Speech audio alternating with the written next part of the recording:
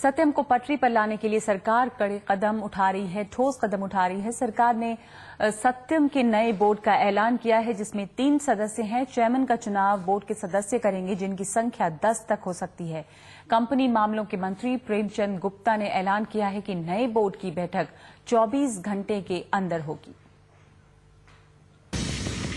सत्यम को संभालने की जिम्मेदारी अब इन्हीं कंधों पर है। तीनों अपने क्षेत्र के दिग्गज और देश के मशहूर नाम। किरण कार्निक नेस्कॉम के अध्यक्ष रह चुके हैं और आईटी सेक्टर में इनकी ऊंची साख है।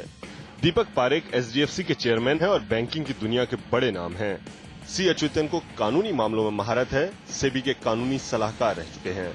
ये तीनों अब सत्यम के नए बोर्ड मेंबर हैं और सरकार उम्मीद कर रही है कि वो सत्यम की साख बहाल कर सकेंगे।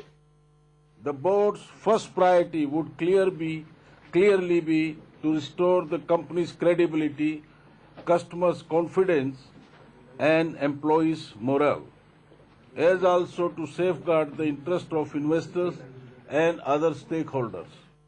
नए बोर्ड के सदस्यों की राय है कि साख बहाली की सबसे पहली शर्त कंपनी के कारोबार को स्थिरता देना है। All I can say is that important thing as of now is to make sure that there is business continuity, which is critical both for the employees and the customers.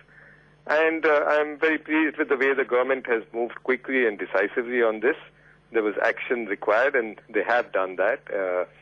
Quicker the better, but I think they've done it as quick as possible. And we will now see what needs to be done. As you rightly said, I can't make any future comments at all. And nor am I in a position to know the details at this stage. It's certainly going to be a challenge, but I think it's very important for the overall Indian IT industry and indeed the country to maintain customer confidence and to make sure that things stabilize, and then we'll see how things go.